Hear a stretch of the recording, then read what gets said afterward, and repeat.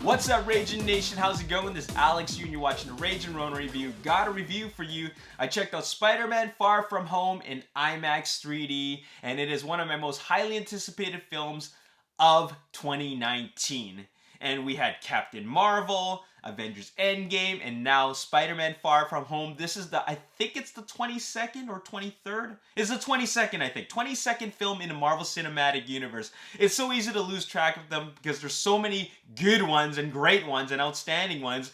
And also, it's the sequel to, of course, Spider-Man Homecoming. And, of course, the direct follow-up, and I emphasize that it's the direct follow-up to Avengers Endgame, because if you want to know what happens next, this is what happens next.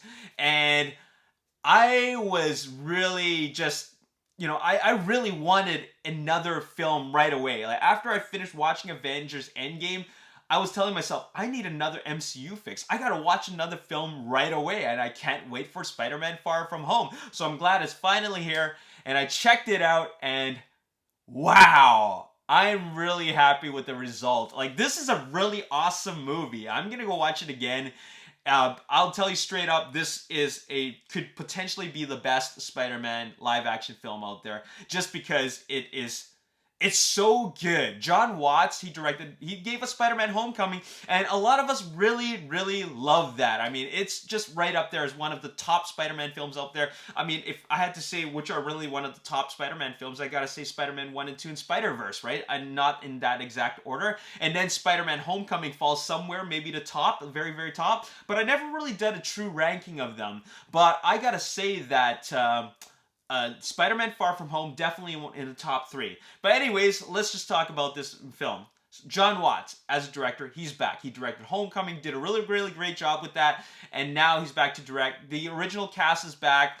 Of course, Tom Holland is back, and then we got all the supporting cast members like Ned, played by Jacob Batalon, and then we have the teacher, and then we have Zendaya, plays MJ. But one of the greatest additions to this is Mysterio, played by Jake Gyllenhaal, and I'll be completely honest, I wasn't...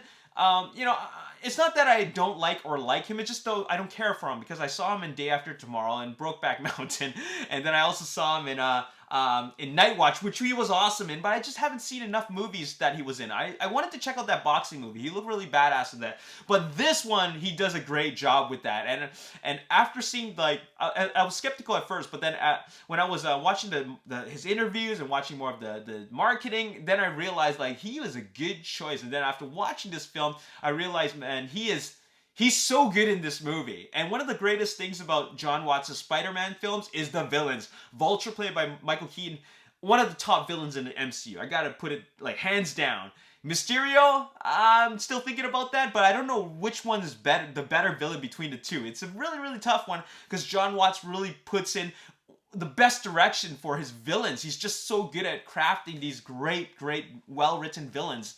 Anyways, Nick Fury is also in this, played by Samuel L. Jackson. And what's really great about this is that we just came off of Captain Marvel. I'm not going to say Avengers Endgame, but Captain Marvel, where we were given a different version of Nick Fury. Then we saw him just briefly in Avengers Endgame. But this Nick Fury really, really reminded me of how much I love Nick Fury in Winter Soldier. Captain America Winter Soldier is such a badass.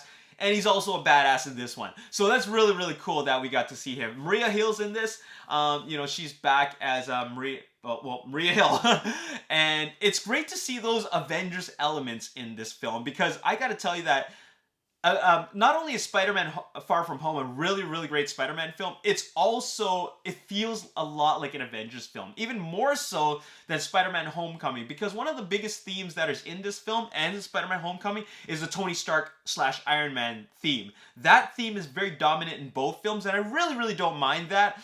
In fact, I kind of like it, because I love Avengers, and having the Avengers themes scattered all over this film is really, really great. And to top things off, I think they kind of owe it to Tony Stark, especially since he's the one that brought Spider-Man into the MCU and Avengers, the world of the Avengers in Captain America Civil War. So I think I'm kind of happy that it's there. Some people were saying that, it's too much Tony Stark, but I liked it. I didn't have a problem with that. Tom Holland is amazing. I want to talk about the characters. Tom Holland is so good. He's great as Peter Parker, is great as Spider-Man. Tobey Maguire is great as Spider-Man. Andrew Garfield's great as Peter Parker. Now we have a combination of the two in an actor who looks like a teenager. In Spider-Man Homecoming, he's a teenager playing a teenager, which was like the first best thing about this as a different Spider-Man film. Spider-Man Homecoming gave us high school life. Spider-Man Far From Home, it gives us teen romance, something that, you know, we've seen before, but I think the themes were just a little bit too, maybe we were exposed to too much seriousness. This one makes it fun, and I'll tell you why it makes it fun. Because it feels real. It feels genuine through the amazing and really, really brilliant casting between from Zendaya and Tom Holland as Peter Parker and MJ. Their teen romance is just so real because it's awkward. They are both awkward, and they play being awkward so well. The chemistry is great. I love the chemistry with Emma Stone and Andrew Garfield in the Amazing Spider-Man films, but this is chemistry that really, really works. And I gotta say that Zendaya might be my favorite love interest. I'll say love interest, I won't say MJ.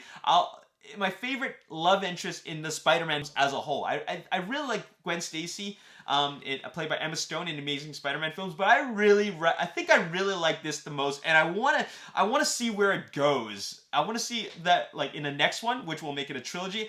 I want to see where this romance goes because I just love watching the two together. They're just they play off of each other so well, and it just feels real. So that's really, really great. This is a Spider-Man film, so of course there's going to be spectacle, right? Spectacular Spider-Man, the Amazing Spider-Man. The Spider-Man action is awesome. The visuals, the ILM work, it's all amazing, and I expected nothing less. And you know, I'm not spoiling anything by saying this, but the final climactic, the finale is just mind-blowing. It is just so good, and I love the elements that Mysterio brings into this, because Vulture, Vulture played by Michael Keaton, had a more personal touch to it. Mysterio does, and but it just brings a whole new visual element to it because of the nature of his special abilities. Because of the nature of it, it just brings like that. It brings the visuals and the action to a whole other level. And then once we get to the finale, it's just like action like you've never seen before in these Spider-Man films. I mean, I've seen some pretty awesome cartoon comic book style violence and action in these films. Especially in The Amazing Spider-Man 2. The Amazing Spider-Man 1 and 2 also did a really great job with the action. Actually, I'm going to say The Amazing Spider-Man 1 and Spider-Man 2, they did the best comic book style action. But this one really takes it to a whole other level, and I love what they did with this.